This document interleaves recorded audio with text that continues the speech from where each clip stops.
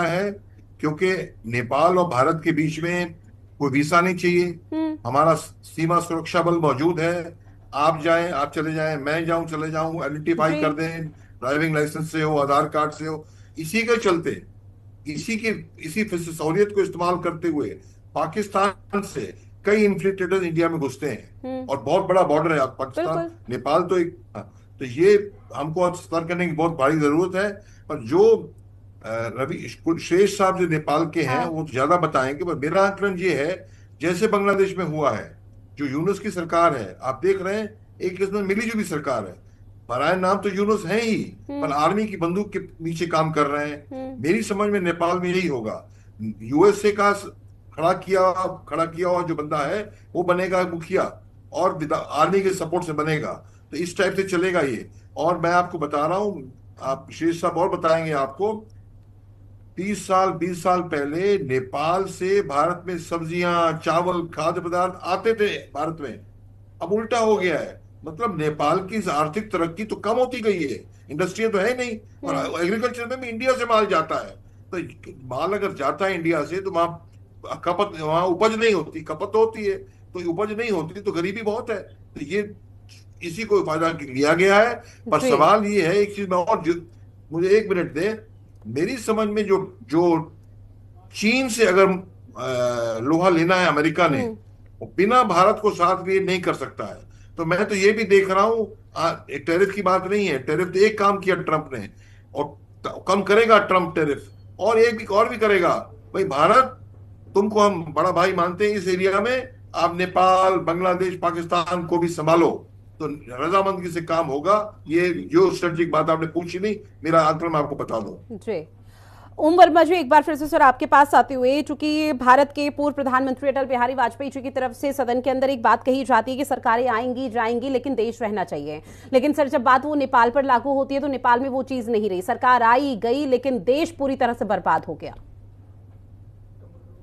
देखिए, देश बर्बाद हो गया यह बात सही है, लेकिन आप आज कभी भी नेपाल के किसी भी व्यक्ति से, अभी हमारे रक्षा विशेषज्ञ ने कहा कि यहाँ भारत का आधार कार्ड वहां चलता है। हम्म। भारत के आधार कार्ड से वीरगंज में, यहाँ से जाकर के लोग वीरगंज में वहां पे सिम कार्ड भी खरीद लेते हैं। जी। अब आप सोचिए कि भारत को कितनी तरजीह है, वहां के लोगों के साथ कैसा रिश्ता है। हम्म। तो भारत और नेपाल के बहुत पुराने संबंध रहे हैं, और जाकर के जनता से अगर वहां पर पूछिए तो जनता यही कहेगी कि वहां रोज आना जाना है, वहां से हमारा बेहतर संबंध है। तो वहां की जनता कभी भी यह नहीं चाहती है कि हमारा भारत के साथ कभी भी संबंध खराब हो। वो बिल्कुल। तो चाहती है कि हम भारत के लोकतंत्र से कहीं ना कहीं प्रेरित होकर, प्रेरित हैं, वो चाहते हैं कि हमारे देश में जो है सो अगला प्रधानमंत्री बने, जो भी बने वो मोदी से प्रेरित हो, मोदी जैसा व्यक्ति हो जो कि अपने देश को 11 साल से इतना बेहतर चला रहा है। हम्म।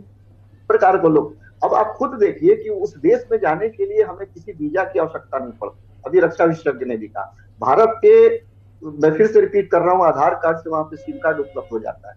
और सोचिए कि कितना बेहतर रिश्ता है। तो वहां के लोग कहीं ना कहीं चाहते हैं कि भारत के साथ हमारा अच्छा रिश्ता रहे, और इसी को, देश तो बर्बाद हो रहा है, सारी चीजें हो रही हैं। अब आगे किस प्रकार का ये आंदोलन इतना इस देश के लिए एक कलंक हो गया कि इस तरह की विभत्स घटना इस देश में हो गई, ठीक।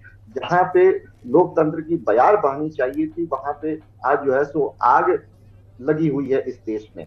और तो देखिए वहां प्रदर्शनकारी तो यही तो ऐसा ही चाहते था। थे, जो जो प्रदर्शनकारी चाहते थे वो वहां पर नेपाल में हुआ, उसके बावजूद भी जो हिंसा है वो खत्म होने का नाम नहीं ले रही। राजू शेष जी, चूंकि समय नहीं है मेरे पास, लेकिन सर एक बार कमेंट रिएक्शन ये इस पर लूंगी कि क्या अब आने वाले समय में नेपाल में क्या होने वाला है, क्या मानकर चला जाए कि राष्ट्रपति शासन लग सकता है नेपाल में? वो लग भी सकता है, लेकिन अभी उसका चांस बहुत कम है। जब ये हम्म। जो अभी बोले थे, उससे सबसे पहला तो हम एक बात, समय भी छोटा, एक बात क्या करना चाहते हैं कि भारत को इसमें थोड़ा गंभीर होना चाहिए। एक अभी सर कोई बोले थे कि भारत को एकदम सतर्क होना चाहिए, एकदम ही, क्योंकि ये पाकिस्तान हुआ, मद्रास, सॉरी, पाकिस्तान हुआ, श्रीलंका हुआ, बांग्लादेश हुआ, अब नेपाल में हो रहा है। और ये हर तरफ से जिस हिसाब से अब सैनिक शासन, राष्ट्रपति शासन जो लागू हो रहा है, और लोकतांत्रिक जो निर्वाचित होकर आने वाले या जनता के पक्ष में जो, जैसा अभी मोहम्मद यूनुस हुए, उसी तरह का अब यहाँ भी आ रहे हैं, बालेन आ रहे हैं, वो तो निर्वाचित होकर आए नहीं। एक केयर टेकर, एक अंतरिम गवर्नमेंट के हिसाब से वो रहेंगे। इसमें भारत को थोड़ा गंभीर होना ही चाहिए कि हर ये पड़ोस, उनके जो बगल में पड़ोस राष्ट्र है, सब में ऐसा हो रहा है, इसका असर वहां भी न पहुंचे। और रही नेपाल की बात, आज एक वार्ता होने जा रहा है, हो सकता है उसमें से अंतरिम एक सरकार बनने जा, क्योंकि 24 घंटा होने जा रहा है, 24 घंटा तक तो बिना गवर्नमेंट का सरकार नहीं होना चाहिए था। अभी तो नेपाली सेना ही हर तरफ अपना सेना पूरा देश में परिचालन करके अभी कर्फ्यू लगाया हुआ है। वैसा कोई घटना हुआ नहीं। हाँ, कोई कोई कारागार में, जेल में, एक दो जेल में जो जैसा दो तीन जेल से कैदी फरार हुआ है, तो यहाँ का मेन जेल है, वहाँ बिल्कुल। का कैदी लोग अपने से हम लोग को भी बाहर आने दो, हम लोग को भी रिहा करो बोल के आग लगा रहा है बोल के हम लोग सुने हैं। और वहाँ कंट्रोल हो ही जाएगा। वैसा कल जैसा एकदम विभत्स अवस्था नहीं है, बहुत शांत है आज के दिन में। वैसा नहीं है। सेना चारों तरफ कर्फ्यू लगाकर सेना रोड में निकल चुके हैं। और इस हिसाब से ठीक है इसमें। लेकिन जाते जाते हम एक बात बोलते हैं, भारत को थोड़ा गंभीर होना चाहिए। उनके निश्चित हर तौर पड़ोसी पर। राष्ट्र में जिस हिसाब का ये माहौल हो रहा है, उस हिसाब से करीब भारत के लिए भी एक खतरा बन सकता है। बिल्कुल, भारत लगातार अलर्ट मोड पर है। सुरक्षा बल और सेना को यहाँ पर लगातार निर्देश भी दिए जा रहे हैं कि वो सीमाओं पर तैनात रहे। लेकिन अब ऐसे में नेपाल में फिलहाल तो उम्मीद यही की जा रही है जो भी स्थिति आउट ऑफ कंट्रोल है वो यहाँ पर सिचुएशन कंट्रोल हो जाए। बहरहाल, आप सभी मेहमान हमारे साथ जुड़े, उसके लिए आप सभी का बहुत शुक्रिया।